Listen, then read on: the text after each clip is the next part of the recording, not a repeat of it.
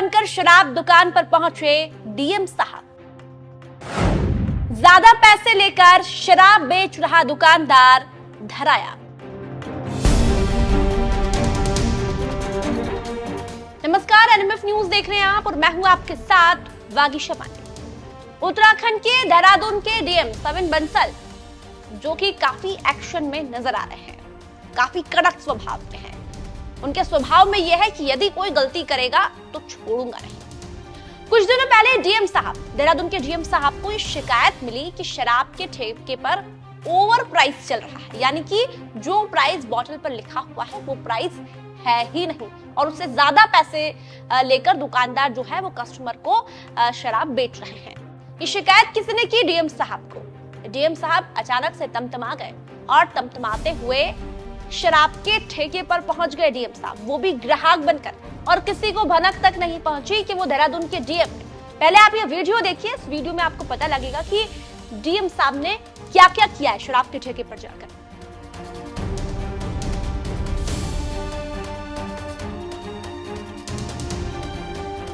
तो ये वीडियो आपने देखी। इस वीडियो में जो आपको क्रीम कलर के शर्ट में और चश्मा पहने नजर आ रहे हैं वो है सविन बंसल, जो कि देहरादून के डीएम हैं, डीएम साहब हैं। जी हाँ, लेकिन किसी को ये नहीं पता, दुकानदार को भी ये नहीं पता था कि वो डीएम साहब है।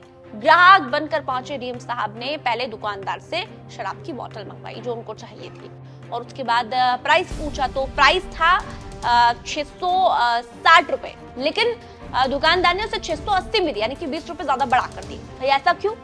ओवर प्राइस क्यों? क्योंकि कमाना है। ये बात डीएम साहब को पता लगी और डीएम साहब ने जैसे ही देखा कि भाई ओवर प्राइस तो सच में चल रहा है, तो डीएम साहब अचानक से तमतमाए और शराब की जो दुकान थी उसके अंदर चले गए और सभी बोतलों पर प्राइस देखने लगे और फिर बिल चेक करने लगे कि कितने में ये दी जा रही है। तो वाकई में ये बात सही निकली कि ओवर प्राइस शराब वहां पर बेची जा रही थी। डीएम साहब गुस्सा गए और जो दुकानदार था उससे बात करने लगे और उन पर चालान ठोक डाला।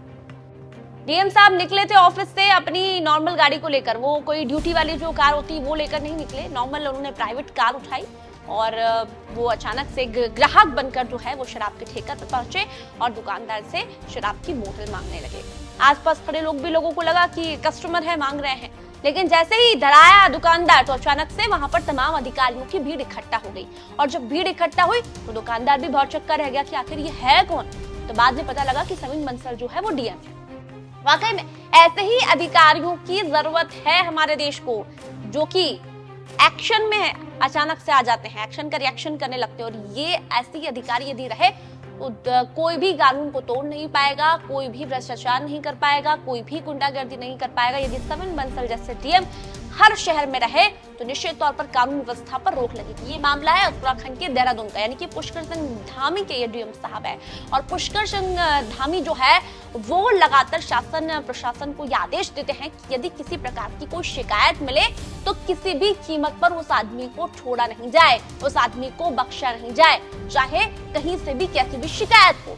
और इसी आदेश को मानते हुए जीरो टॉलरेंस की नीति के साथ, धामी के साथ उनके अधिकारी भी काम कर रहे हैं और डीएम साहब ने दुकानदार को धर लिया है और उस पर जुर्माना लगाया, उसकी दुकान पर जुर्माना लगाया है कि आखिर क्यों ओवर प्राइस में शराब की बोतलें बेची जा रही है। जब प्राइस कुछ हो रहे, आप कुछ और प्राइस लगाकर लोगों को बेच रहे हैं। जो शिकायत मिली थी वो सही है।